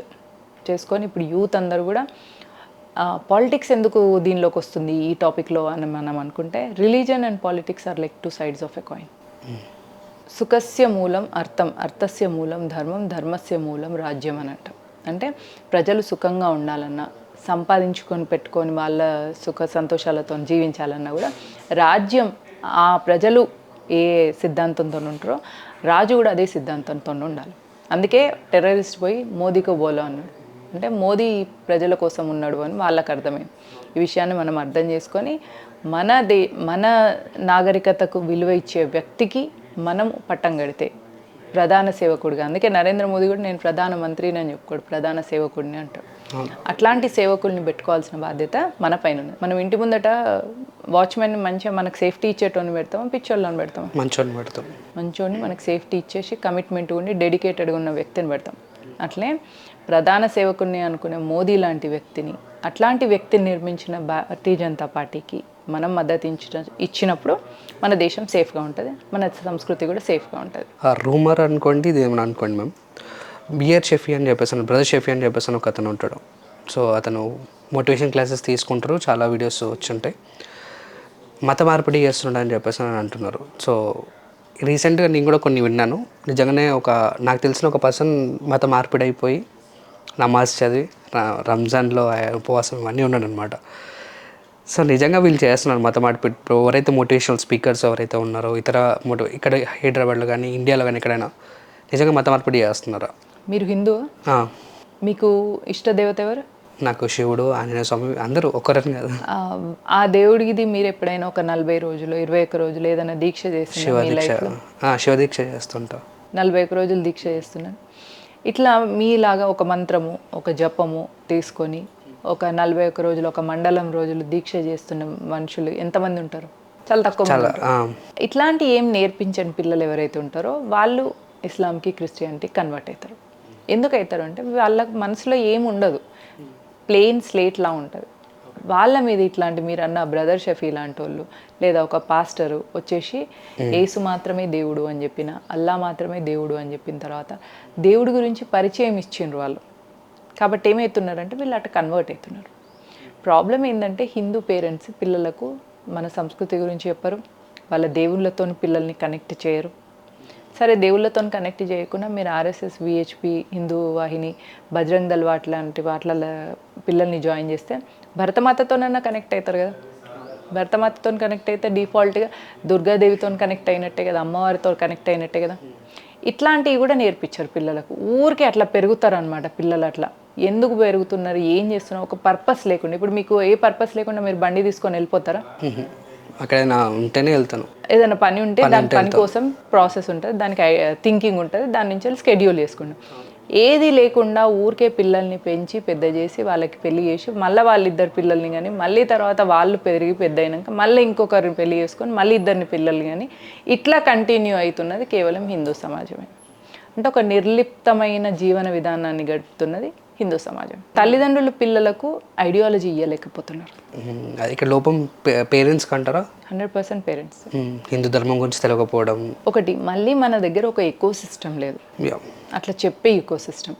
ఇప్పుడు ముస్లిం పిల్లలకు మదరసాలు ఉన్నాయి, క్రిస్టియన్ పిల్లలకు సండే స్కూల్స్ ఉన్నాయి, హిందూ పిల్లలకు లేవు. ఒకటి. రెండు, చెప్పడానికి తీసుకెళ్తే హిందువులలోనే కూడా అతి సెక్యులరిజంతో, సెక్యులర్ మానసిక స్థితితోని ఎందుకు ఇంత మతం గురించి వాళ్ళు చెప్తున్నారు, మానవత్వం గురించి మాట్లాడదాం అని అంటారు. మరి కాశ్మీర్లో మానవత్వం వాళ్ళకి లేదా? ప్యాంటీ పీయూషి ఎందుకు చంపేసారు? అక్కడ వాళ్ళకైతే మతం ఉన్నప్పుడు నువ్వు కూడా నేర్పించుకోవాలి కదా మతం. శుభం అని ఒక ఆఫీసర్ అక్కడ చనిపోయినప్పుడు ఆయన వైఫ్ పక్కనే ఉందట, వెనక నుంచి వెళ్ళి టెర్రరిస్ట్ వచ్చి పాయింట్ బ్లాంక్లో పెట్టేసి నువ్వు హిందువా ముస్లిమా అని అడిగినప్పుడు ప్రాంక్ చేస్తున్నారు అనుకోని క్యాజువల్గా ఇటు తిరిగి హిందూ అని చెప్పిందంటే హిందూ అని ఆయన మొత్తం అనకముందు ఆయన షూట్ చేయగానే ఆయన వైఫ్ సడన్గా చూస్తే బ్రెయిన్ అంతా బయటకు వచ్చేసింది. బ్రెయిన్ అట్లా అంతా సడన్గా బయటకు వచ్చి ఆ అమ్మాయి షాక్ అయిపోయిందంట. అట్లే చూస్తుందంట. ఆమె పెళ్ళయి 10 రోజులు కూడా కాలేదు. అమ్మాయి అంటుంది మాకు టైం కూడా ఇవ్వలేదు, ప్రాంక్ చేస్తున్నాం అనుకొని మేము జోక్గా ఇట్లా తిరిగి ఇట్లా చెప్పబోతున్నాం, ఆయన కనీసం ఒక 5-10 సెకండ్స్ టైం ఇచ్చి షూట్ చేస్తున్నాం బికాజ్ యు ఆర్ హిందూ అని చెప్పేది ఉంటే చనిపోయే ముందు శుభం నాకు ఐ లవ్ యూ చెప్పి చనిపోయేటోడు అని అన్నది అమ్మాయి. ఒక్కసారి ఆ అమ్మాయి బాధని ఓన్ చేసుకోగలిగి అదే పరిస్థితి మన ఇంట్లో అమ్మాయికి అయ్యి ఉంటే ఎట్లా అని ఆలోచన వచ్చినప్పుడు హిందుత్వం గురించి మన పిల్లలకు మనం నేర్పిస్తాం. ఇది ప్యూర్లీ సివిలైజేషనల్ వార్. మీ పిల్లలకు హిందుత్వం గురించి చెప్పండి. మీ పిల్లలకు శత్రువు ఇస్లాం, క్రిస్టియానిటీ మనల్ని శత్రువుగా చూస్తారని చెప్పండి. మీరు శత్రుబోధ నేర్పించి వాళ్ళ మీద యుద్ధానికి వెళ్ళమని నేను చెప్పట్లేదు. వాళ్ళు మాత్రం మిమ్మల్ని ఇట్లా ప్యాంట్ ఇప్పి చూసి మీరు హిందువా కాదా అని తెలుసుకునే ప్రయత్నం చేస్తారు. నువ్వు హిందువి అని చెప్పండి. లేదా మీకు భయం అయితే మరి ఇప్పుడే మతం మారిపోండి. ఫ్యామిలీ మతం మారిపోతే మాకు కూడా ఒక క్లారిటీ వస్తుంది కదా, ఎంతమంది ఇట్లా చేతగాని వాళ్ళు ఉన్నారు, ఎంతమంది ధర్మం కోసం నిలబడే వాళ్ళు ఉన్నారు. మనకు కూడా సంఖ్య తెలిస్తే యుద్ధం చేయడానికి కూడా క్లారిటీ ఉంటుంది కదా. ఇప్పుడు ధర్మరాజు యుద్ధం చేయడానికి వెళ్ళినప్పుడు నాకెన్ని అక్షసేనాలు ఉన్నాయి, అవతల వాళ్ళకి ఎన్ని ఉన్నాయి అని తెలుసుకుంటారు కదా. That's a basic thing. మీరు కూడా అట్లా క్లారిటీతోనే ఉండండి, దాని ద్వారా మాకు కూడా ఒక క్లారిటీ వస్తుంది. కాబట్టి I urge all Hindu parents, teach your children about our civilisation. మన సంస్కృతి గురించి చెప్పండి. మన హిస్టరీలో 800 సంవత్సరాలు మనం యుద్ధం చేసి కూడా ఇంకా మతం మారని మన తాత ముత్తాతలు ఎంత గొప్పవాళ్ళు. తెలంగాణలో రజాకర్ల సమయంలో మగవాళ్ళందరినీ చంపేసి వాళ్ళ శవాలను ఒక గుంపుగా, వాళ్ళ శవాలను ఒక కుప్పగా పెట్టి ఆ కుప్ప చుట్టూ ఆడవాళ్ళందరినీ బట్టలు ఇప్పించి బతుకమ్మ ఆడిపించి వాళ్ళతోని ఎంత యుద్ధం చేసి బైరాన్పల్లిలో నించోబెట్టి కాల్చేసిండ్రు. ఇప్పటికి కూడా ఆ బావిలోంచి పుర్రెలు వస్తాయట. అంటే ఎంత యుద్ధం చేసి మన పూర్వీకులు హిందువులుగా ఉన్నారు అంటే మరి అట్లాంటి వాళ్ళకు వారసులుగా ఉన్న మనకు ఇంకెంత తెగువ ఉండాలి. మీ లోపల తెగువని చూపించే సమయం వచ్చింది. 2, మరి ఇప్పుడు యుద్ధం చేసేస్తే మన పిల్లలు వాళ్ళ పిల్లలు పోతారు అని మీరు అనుకుంటున్నారు. ఇస్లాం 2 టైప్స్గా ఆలోచిస్తుంది. ఒకటి దారుల్ ఇస్లాం, దారుల్ హరబ్ అంటారు. దారుల్ ఇస్లాం అంటే వాళ్ళదే మొత్తం ఇస్లామిక్ దేశం అయినప్పుడు, అంటే పాకిస్తాన్ లాగా అక్కడ ఉన్న హిందువులందరినీ మతం మార్చేస్తారు. నయానా భయాన్న ఎట్లనో లాగా మతం మార్చేస్తారు. ఉండనియరు, హిందువులుగా ఉండనియరు. కొంతమందిని బాత్రూమ్లు కడుక్కోవడానికి, దీనికి దానికి స్లేవ్స్గా ఉంచుకోవడానికి ఉంచుకుంటారు. దీన్ని దారుల్ ఇస్లాం అంటారు. దారుల్ హరబ్ అంటే ఏదైతే దేశంలో మెజారిటీ నాన్ ముస్లిమ్స్ ఉంటారు, అంటే భారతదేశంలాగా హిందూస్ ఉంటారు, అప్పుడు ఈ దేశంలో ఏం చేస్తారంటే అల్తకియా అని చేస్తారు. ఇప్పుడు బ్రదర్ షఫీ వీళ్ళందరూ వచ్చేసి పర్సనాలిటీ డెవలప్మెంట్ గురించి మాట్లాడి మన వాళ్ళని కన్వర్ట్ చేస్తారు. ఒకవేళ మత మార్పిడి చేస్తే ఇలాంటి వాళ్ళు స్లీపర్స్ అయ్యే ఛాన్సెస్ ఏమైనా ఉన్నాయంటారా? మీరు కేరళ స్టోరీ చూసిన కేరళ, అందులో అమ్మాయిలు ఇక్కడ బ్రెయిన్ వాష్ చేయించుకొని పెళ్ళిళ్ళు చేయించుకొని అక్కడికి వెళ్ళిన తర్వాత సెక్స్ స్లేవ్స్గా అయ్యారు. అవును, మగపిల్లలు స్లీపర్ సెల్స్గా అవుతారు. దాంతో వాళ్ళకి అడ్వాంటేజ్ ఏంటంటే రేపు ఒకవేళ ఇన్వెస్టిగేషన్ అయినప్పుడు వాళ్ళు హిందూస్ కదా, సో ఇస్లామిక్ టెర్రరిజం అనేది రాంగ్ అని ప్రూవ్ చేయడానికి వాళ్ళకి ఈజీగా అవుతుంది. ఒక మాట అన్న కూడా మీ హిందువులే వేసారు కదా అని చెప్పేసి అని వచ్చాము. ఎగ్జాక్ట్లీ. అప్పుడు మనం సైలెంట్ అయిపోతాం. దాన్ని అప్పుడు సాఫ్రాన్ టెర్రరిజం అని కూడా అనొచ్చు. ఓహో. కాబట్టి మన పిల్లలకి ప్లెయిన్ స్లేట్గా వాళ్ళ మనసులు ఉన్నాయి కాబట్టి వాటిల్లో హిందుత్వం గురించి, ధర్మం గురించి, దేశం గురించి, మన సంస్కృతి సంప్రదాయాల గురించి నేర్పించండి. మీకు నేర్పించడానికి వీలు కాకపోతే ఆర్ఎస్ఎస్లో జాయిన్ చేయండి, విహెచ్పిలో జాయిన్ చేయండి, బజరంగ్ దళ్లో జాయిన్ చేయండి. మీరు బాయిలర్ కోల్ లెక్క పంపిస్తే వాడు శివాజీ లాగా, మహారాణా ప్రతాప్ లాగా, ఝాన్సీ లక్ష్మీబాయి లాగా తిరిగి వచ్చే బాధ్యత వాళ్ళు తీసుకుంటారు. అండ్ రీసెంట్గా చావని ఒక సినిమా వచ్చింది. సో వాట్ అబౌట్ సినిమా గురించి మీరు చూసారా మ్యామ్? ఎలా అనిపించింది మీకు? ఎలా అనిపించింది? చావా మీరు సినిమా వచ్చినప్పుడు చూసిండ్రు. ఛత్రపతి శివాజీ గురించి తెలిసిన వాళ్ళందరికీ సంభాజీ మహారాజ్ గురించి తెలుసు. ఆయన కళ్ళల్లో ఐరన్ రాడ్స్ పెట్టిండ్రు అన్న విషయం ప్రతి హిందువుకి, సంఘ బ్యాక్గ్రౌండ్ ఉన్న వాళ్ళకి, మన సంస్కృతి గురించి, మన దేశం గురించి, మన భరతమాత గురించి తపన ఉన్న వాళ్ళందరికీ చావా గురించి ఎప్పుడో తెలుసు. ఇదంతా ఎడ్యుకేషన్ మాకు తెలియకపోవడం వల్ల, అంటే ఇప్పుడు ఎగ్జాంపుల్కి మీరు అన్నట్టు ముస్లింలకి రెగ్యులర్గా నమాజ్ చదవాలని ఉంటుంది, క్రిస్టియన్స్కి సండే స్కూల్స్ కంపల్సరీ సండే వెళ్ళాలని ఉంటుంది.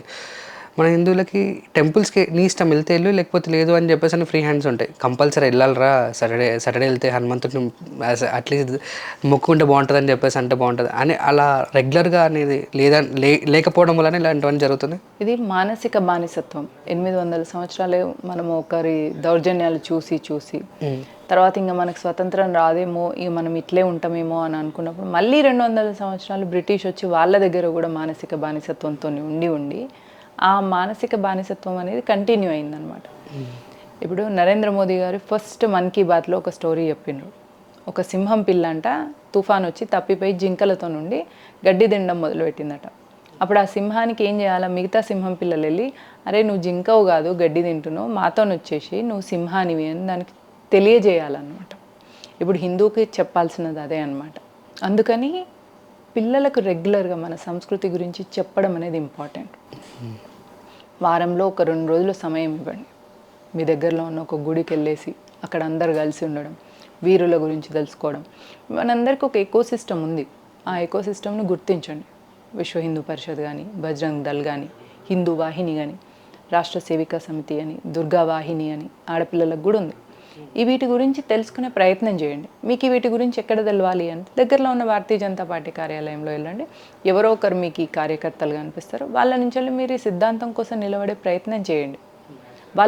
వాళ్ళే మీ ఇంటికి వచ్చేసి గడప గడప తిరిగేసి మీరు జాయిన్ అవుతారా అని అడుగుతారా? మనం కూడా వెళ్ళాలి కదా, మనం కూడా కొంచెం చేయాలి కదా, ఏదన్నా మన సైడ్ నుంచి వెళ్ళి కూడా కొంచెం కదలిక అనేది ఉండాలి. కాబట్టి ఇట్లా ఐడియాలజీని ఇవ్వడం పిల్లలకు అనేది చాలా ముఖ్యం. అది ఇస్తే అప్పుడు వాళ్ళు దేశం కోసం నిలబడతారు. బ్రేకింగ్ ఇండియా ఫోర్సెస్ 3 ఉన్నాయి: ముల్లా, మిషనరీ, మార్క్సిస్ట్. ఈ 3 హిందువులకున్న శత్రువులు. ముల్లా అంటే ముస్లిమ్స్ చూస్తున్నారు కదా, పాకిస్తాన్ నుంచి వెళ్ళి హిందుస్థాన్కి పెళ్లి సంబంధాలు ఇప్పటికీ నడుస్తున్నాయి. ఇప్పుడు భారతదేశంలో 5 లక్షల మంది పాకిస్తానీ అమ్మాయిలు ఉన్నారు. మన భారతదేశంలో ఉన్న ముస్లిం అబ్బాయిలను పెళ్లి చేసుకున్నారు. అందుకే వీళ్ళు పాకిస్తాన్ శత్రుదేశంగా చూడరు. ముస్లిం బ్రదర్హుడ్తోని వాళ్ళు పాపులేషన్ పెంచేసి డెమోగ్రఫీ చేంజ్తో భారత్ని ఇస్లాం చేద్దామని. ముల్లాస్ది. మిషనరీ అంటే 200 years British Christian east India company మన మీద దౌర్జన్యాలు చేసి మనల్ని మతం మార్చడం కష్టం అన్న విషయం వాళ్ళు అనుకొని సంపదనంతా కొల్లగొట్టి రైళ్ళు వేసేసి టన్నుల బంగారాన్ని తీసుకొని వెళ్ళిపోయినారు. లండన్ మొత్తం నిర్మాణమైంది భారతదేశ సంపదతో. కాబట్టి బ్రిటిష్ క్రిస్టియన్ ఈస్ట్ ఇండియా కంపెనీని కన్ఫ్యూజ్ కాకండి, అది క్రిస్టియన్ మిషనరీ. వాళ్ళు ఎట్లా అంటే ఒక ఊరికి వచ్చేసి ఊర్లో వాళ్ళు పండించుకున్న పంటనంతా తీసుకొని వెళ్ళిపోయి బియ్యం బస్తాలలో ఆ పంటనంతా బియ్యం బస్తాలలో వేసి ఒక్కొక్క బస్తాని ఇంటికి తీసుకొచ్చి ఒక పాస్టర్ వచ్చి నీకు జీసస్ క్రైస్ట్ బియ్యం బస్తా ఇచ్చిండు అని చెప్పి వాళ్ళకు బియ్యం బస్తా ఇచ్చిన అంటే ఆకలితో ఒక 10 రోజులుగా మరీ ఉన్న వాళ్ళకు బియ్యం బస్తా ఇయ్యంగానే ఏమవుతారు? మతం మారిపోతారు కదా. అందుకే వాళ్ళను క్రిస్టియన్స్ని రైస్ బ్యాక్ కన్వర్ట్స్ అంటారు. బియ్యం బస్తా ఇచ్చి మతం మార్చారు. అసలు వాళ్ళే ఆ మొత్తం పొలం అంతా వండించుకున్నది. వాళ్ళ దగ్గర నుంచి అలా దౌర్జన్యంగా పంటనంతా తీసుకుపోయి బస్తాలల్లో బియ్యాన్ని నింపి వాళ్ళు 10 రోజులు ఆకలితో అలమటించిన తర్వాత ఒక పాస్టర్ వచ్చి శిలువను చూపించి నీకు జీసస్ క్రైస్ట్ బియ్యం బస్తా ఇచ్చిండని చెప్పి జనార్దన్ అని పేరున్నోన్ని జాన్సన్గా మార్చేస్తే ఒక బియ్యం బస్తాతోని వాడు రైస్ బ్యాగ్ కన్వర్ట్ అయ్యి ఇప్పుడు హిందువులను ద్వేషించి హిందుస్థాన్ని ద్వేషిస్తున్నాడు. అంటే ఎంత అన్యాయం జరిగింది చూడండి. ఇవన్నీ పిల్లలకు చెప్పాలి. Next Marxist. వీళ్ళు ఎట్లుంటారంటే పేర్లు ప్రొఫెసర్లు, నాగేశ్వరో పరమేశ్వరో పేర్లు ఉంటాయి వీళ్ళకు. Profession professor. వీళ్ళు మాట్లాడేటి అన్నిట్లలో anti Hindu, anti India, anti BJP, anti RSS. ఎందుకు వీళ్ళు ఆర్ఎస్ఎస్ యాంటీ బీజేపీ అంటున్నారంటే మనం ఇక్కడ జై శ్రీరామ్ అని చెప్తున్నాం, హిందూ స్వాభిమానం గురించి వెళ్ళి మాట్లాడుతున్నాం. 500 సంవత్సరాల కింద దెబ్బతిన్న హిందూ రామ మందిరాన్ని నిర్మించుకున్నాం. దాన్ని కాపాడడం కోసం వక్ఫ్ దాన్ని మళ్ళీ ఎప్పటికి కూడా ఫర్ ఎవర్ కూడా వక్ఫ్ దాన్ని క్లెయిమ్ చేయకుండా ఉండడం కోసం వక్ఫ్ని అమెండ్ చేసినాం. కాబట్టి anti BJP, anti RSS, anti Hindu, anti India. వీళ్ళంతా ఏముంటారు? చైనా కుక్కలు అన్నట్టు. అంటే చైనా వేసే బిస్కెట్లను ఏరుకొని తినే రకాలు వీళ్ళు. వీళ్ళకు బాలీవుడ్లో కూడా కొన్ని స్లీపర్ సెల్స్ ఇందాక మీరు అన్నట్టుగా పనిచేస్తాయి. ప్రకాష్ రాజ్ కానీ, కమల్ హాసన్ కానీ, సాయి పల్లవి కూడా చూడండి జై శ్రీరామ్ అనుకుంటే వెళ్ళేసి గో రక్షణ చేసిన బజరంగ్ దళ్ కార్యకర్తల్ని టెర్రరిస్టులతో పోల్చింది. అవును. ఎందుకు? ఆ మైండ్ సెట్ ఆమెది అట్లా ఉన్నది. అదే మార్క్సిస్ట్ మైండ్ సెట్ అనమాట. అయితే అమ్మాయి అట్లా మార్క్సిజంకి సంబంధించినవి చేసింది చూడండి. ఆ సినిమా ఒకటి వచ్చింది శ్యామ్ సింగారాయ్ అని. అందులోపల దేవదాసీలను బ్రాహ్మణులు రేప్ చేసినట్టు, మిస్యూజ్ చేసినట్టు చూపిస్తారు. అది totally wrong thing, wrong concept. దేవదాసీలు అంటే ప్రతిరోజు ఆలయంలో దేవుడి కైంకర్యాలు చేసినప్పుడు సంగీతము, నాట్యం ప్రదర్శిస్తారు దేవుడి దగ్గర. ఇప్పుడు సినిమాలో చూపించినంత నిజం కాదంటారా? 100% రాంగ్. అది మొత్తం అదొక ప్రొపగెండా మూవీ. దేవదాసీలు అంటే ఒక కళతోని దేవుడికి దాసి అయిపోతున్నారు. వాళ్ళు వ్యక్తిగతంగా ఇంట్రెస్ట్గా ఉండి రాజులతోని కానీ ఆ పంతుల్లో ఉన్న ఆ గుడిలో ఉన్న బ్రాహ్మణులతోని వాళ్ళ కనెక్షన్ ఉండడం వేరు. కానీ వాళ్ళని ఇట్లా వీళ్ళు రేప్ చేసిండ్రు, వాళ్ళని ఇట్లా వీళ్ళు చేసిండ్రు అని అక్కడ బ్రాహ్మణులను బూచిగా చూపించిండ్రు. చూసాను. ఒకవేళ అది నిజమే అయితే అంబేద్కర్ గారు ఎప్పటి వరకైతే బ్రాహ్మణులు పౌరోహిత్యంలో ఉంటారో, ఎప్పటి వరకైతే బ్రాహ్మణులు వాళ్ళ కులధర్మం చేసుకుంటుంటారో హిందూ ధర్మానికి ఎట్లాంటి ప్రాబ్లం లేదు అని ఎందుకంటాడు? మీరు ఎవరిది నమ్మకండి, మీరు సావర్కర్ మాటలు నమ్మకండి, అంబేద్కర్ అన్న నమ్మండి కదా. అంబేద్కర్ని అయితే ఒప్పుకుంటారు కదా, ఆయన చెప్పినైనా నమ్మాలి కదా. అయితే వీళ్ళు మార్క్సిస్ట్ ఎట్లాంటి ఐడియాలజీ ఉంటుంది అంటే చైనా నుంచి వచ్చే వీళ్ళు వేసే ఆ ఎంగిలి మెతుకులకు ఆశపడి మన దేశ సంస్కృతిని తక్కువ చేసి చూపిస్తుంటారు అనమాట. వీళ్ళు ఇట్లా మాట్లాడే వాళ్ళు వీళ్ళు ఎప్పుడు కూడా ఇస్లాంని క్వశ్చన్ చేయరు చూడండి, మళ్ళీ క్రిస్టియానిటీని కూడా క్వశ్చన్ చేయరు, ఓన్లీ హిందువులని క్వశ్చన్ చేస్తారు. చాలా మంది పోస్టులు వాళ్ళ ఎక్స్లో హిందూ వాళ్ళ మీదనే ఎక్కువ జరుగుతూ ఉంటాయి. అందుకే చూడండి మళ్ళీ వీళ్ళు వైట్ వాష్ చేయడానికి వాళ్ళకున్న ఇమేజ్ని ఎప్పటికప్పుడు క్లియర్ చేసుకొని మన మైండ్ గేమ్ ఆడుతుంటారు. కాబట్టి సాయి పల్లవితోనే ఒకటి ఆర్మీ మూవీ చేయించాను, అమరన్ మూవీ చేయించి దాని నుంచి ఏమని క్లారిటీ దాని నుంచి ఏమని వైట్ వాష్ చేస్తారంటే ఆమె మైండ్ సెట్ని, ఆమె మీద ఉన్న వ్యతిరేకతని క్లియర్ చేయడం కోసం. ఆర్మీ మీద మూవీ చేసిన తర్వాత ఇంప్రెషన్ చేంజ్ అవుతుంది కదా, మన అమ్మాయి మంచి అమ్మాయి అని చెప్పేసి అనుకుంటారు. అట్లా దానికోసం ఆమెను మళ్ళీ ఆ అమరన్ అనే ఒక మూవీలో పెట్టి తీసి, ఆ మూవీలో కూడా ఎంత చీప్ ఉన్నది చూడండి. ఆ ఆర్మీ ఆఫీసర్ తల్లి ఏడుస్తూ ఉంటుంది ఎప్పుడు. అవును, అసలు ముకుంద వరదరాజన్ వాళ్ళ ఫ్యామిలీ కూడా ఎంతోమంది, వాళ్ళ ఫ్యామిలీలో ఎంతోమంది ఆర్మీలో ఉన్నారు. ఆర్మీలో ఉన్న ప్రతి ఒక్క మహిళ నా కొడుకు ఆర్మీ ఆఫీసర్ కావాలి అని అనుకుంటుంది. కానీ ఆ సినిమాలో వాళ్ళ తల్లిని చూడండి, వద్దు వెళ్ళొద్దు అని చెప్పేసి అని ఏడుస్తూ ఉంటారు. దాన్ని ఏంటిదంటే ఇక్కడ ఈమెను సాయి పల్లవిని హైలైట్ చేయడం కోసం, సాయి పల్లవి మీద ఉన్న ఇమేజ్ని మొత్తం వైట్ వాష్ చేయడం కోసం, ఆమె బజరంగ్ దళ్ కార్యకర్తల్ని ఇట్లా అన్నదాన్ని, గోరక్షకులను అన్నదాన్ని కవర్ చేయడం కోసం, ఆమెకు హైప్ ఇవ్వడం కోసం సినిమాలో కథను కూడా ట్విస్ట్ చేసి. ఓకే, సో ఇది ఒక పెద్ద మైండ్ గేమ్ కాన్స్పిరసీ నడుస్తుంది మన మీద. ఇవన్నీ మనం తెలుసుకోగలగాలి, అర్థం చేసుకోగలగాలి. మీరు చావా మూవీ ఇంత హిట్ అయింది కదా, ఒక్కసారి నేను చెప్పే పాయింట్ చూడండి. ఏఆర్ రెహమాన్ మ్యూజిక్ డైరెక్టర్ ఎట్లాంటి మ్యూజిక్ ఇచ్చిండు, ఎట్లుంది చావా మ్యూజిక్. ఒక్కసారి జోధా అక్బర్ సినిమా చూడండి, దాని మ్యూజిక్ ఎట్లుంది. కమర్షియల్ మూవీ సినిమాకి ఎట్లాంటి ఇస్తాడు అంటే ఇచ్చేటప్పుడు కూడా ఔరంగజేబ్ని ఇక్కడ తక్కువ చేసి చూపిస్తున్నారు, ఈ సినిమాకి నేను మంచి ట్రాక్స్ ఎందుకు ఇవ్వాలి అని చెప్పేసి ఆయన దగ్గర ఉన్న పిచ్చి ఏడుపు కొట్టు పాటలు ఇచ్చాను. ఆ సినిమాలో నిజంగా దమ్ముంది కాబట్టి, ఆ సినిమా అందరి ఆత్మను కదిలించింది కాబట్టి ఆ సినిమా హిట్ అయింది. మ్యూజికల్లీ ఆ సినిమా హిట్ కాదు. ఎందుకు ఏఆర్ రెహమాన్ని పెట్టుకోవాలి, కీరవాణిని పెట్టుకోవచ్చు కదా, డిఎస్పిని పెట్టుకోవచ్చు కదా, ఇంకెంతమందో హిందూ మ్యూజిక్ డైరెక్టర్స్ ఉన్నారో వాళ్ళని పెట్టుకొని ఉంటే. కాబట్టి ప్రతి విషయంలో హిందువులు అలర్ట్గా ఉండాలి. చాలా మంచి పాయింట్స్, వ్యాలిడ్ పాయింట్స్ మాట్లాడారు. అండ్ యూత్ అందరు కూడా ఐదర్ ఉంటే ఫోన్లో ఉంటున్నారు, లేదంటే గేమ్స్లో ఉన్నారు. అసలు వాళ్ళకి క్లారిటీ ఉంటుంది. సో వాళ్ళ గురించి ఒక్కసారి మీరు ఏం చెప్తారు?